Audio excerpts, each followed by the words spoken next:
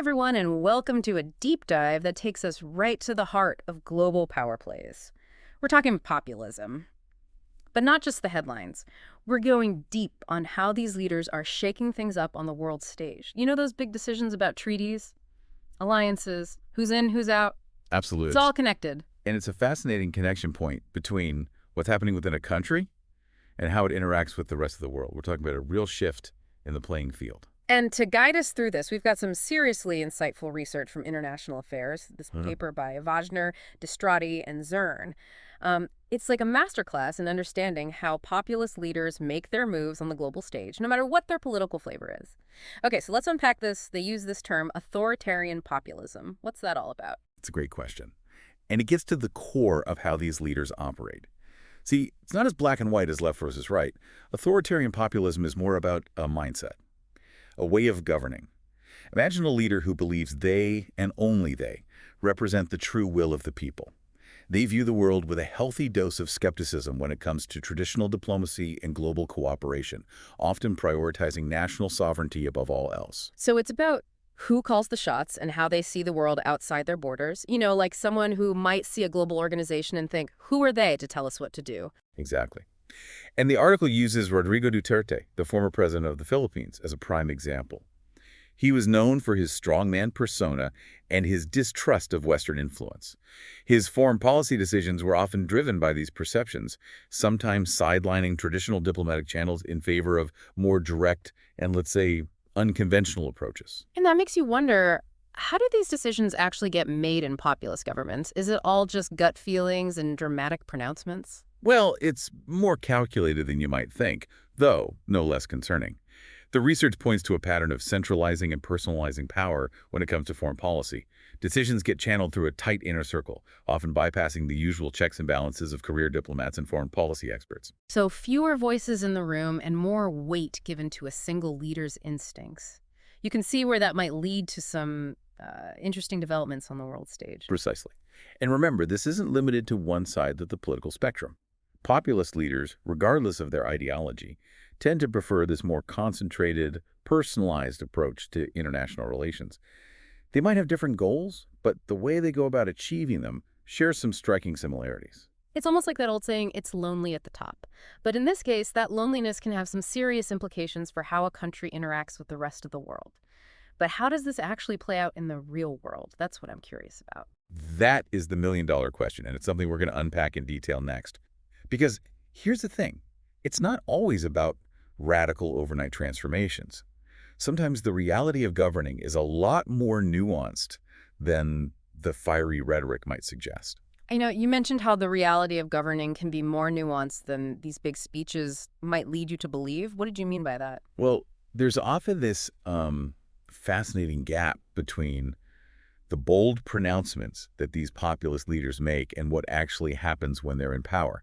It's not always about tearing down the system. Sometimes it's about bending it to their will. Okay, so you're saying it's not always all fire and brimstone. There's some strategy at play here. Absolutely. The article uses a really interesting example, trade wars. Remember when Trump slapped tariffs on China? At the time, it felt like a seismic shift in global trade, like he was throwing out the rule book. Yeah, it was huge news. Everyone was talking about it. Right. But if you look closer, those actions, as dramatic as they seemed, were part of a bigger play. They were about appealing to a sense of frustration at home, sending a message that resonated with his base. The long-term economic consequences, those were almost beside the point. It was about the narrative. So playing to the home crowd, even if it means ruffling some feathers on the international stage. Exactly. Remember, these leaders often come to power by tapping into this deep well of discontent, this sense that the people have been forgotten or taken advantage of by global elites.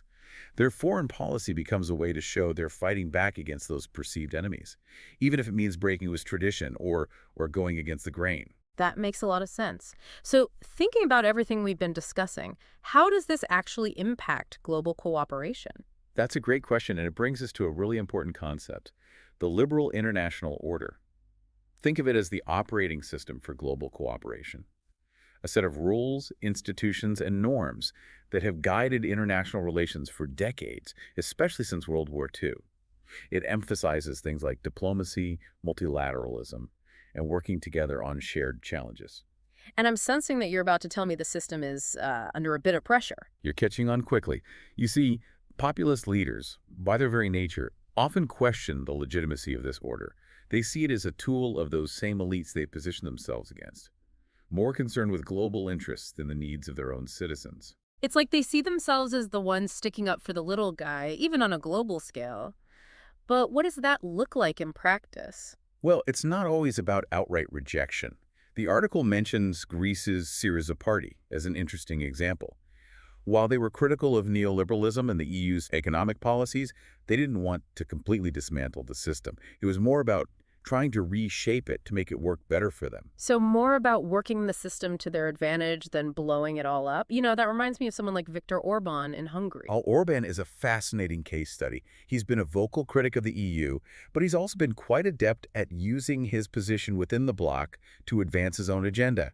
His stance on issues like migration and the rule of law, it's really tested the EU's cohesion. And this is where it gets really interesting, right? Because when you have one leader like that, willing to rock the boat, it can cause ripples. But what happens when you have multiple populist leaders, each with their own agendas and their own willingness to challenge the status quo, that's got to have some serious implications. You're absolutely right. That's the million-dollar question, and it's what we're going to explore as we wrap things up in the final part of our deep dive. Okay, so we're talking about a world where more and more leaders are willing to play by their own rules. What happens next? Does the story of populism and foreign policy have like a predictable ending? If only it were that simple. Predicting the future of global politics is, well, it's a fool's errand. But we can look for patterns, for clues about where things might be headed.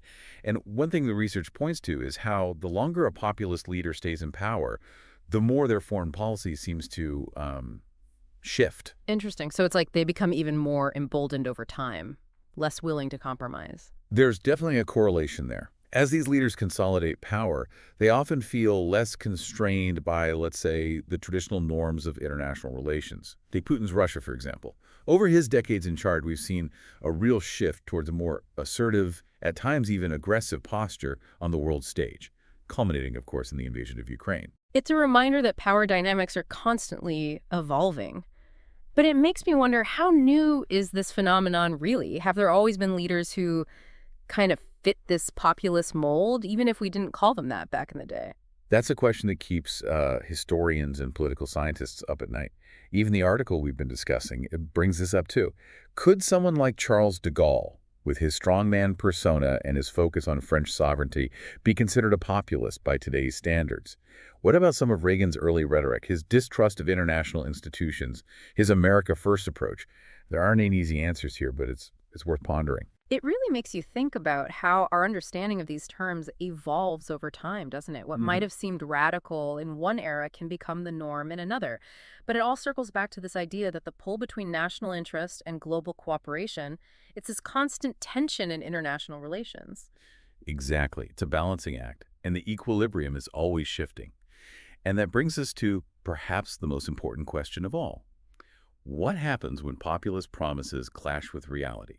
Because let's be honest, these leaders often come to power by making big, bold promises, appealing to this desire for radical change. But what happens when those promises go unfulfilled, when that gap between rhetoric and reality, when it widens? That's a critical point because when people feel like their expectations haven't been met, that can lead to even deeper disillusionment, right? Absolutely. And that's the real wild card here. Disillusionment can create fertile ground for even more extreme voices, for even more radical solutions. So as you watch these trends play out on the world stage, and you will, they're impossible to ignore. Pay attention to that gap between what's promised and what's delivered. Because ultimately, it's not just about what's happening in some far-off country. It's about the choices we make as citizens, about how we respond to these shifts in the global landscape. It's about recognizing the patterns, understanding the forces at play, and engaging in these conversations. Well said. Knowledge is power. And in a world grappling with the complexities of populism and its impact on foreign policy, Yeah. the more informed we are, the better equipped we'll be to navigate the challenges and the opportunities that lie ahead. And that wraps up another deep dive. We hope you found this exploration of global populism insightful and maybe even a little bit thought-provoking. Until next time, keep asking those tough questions and dive deep into the world around you.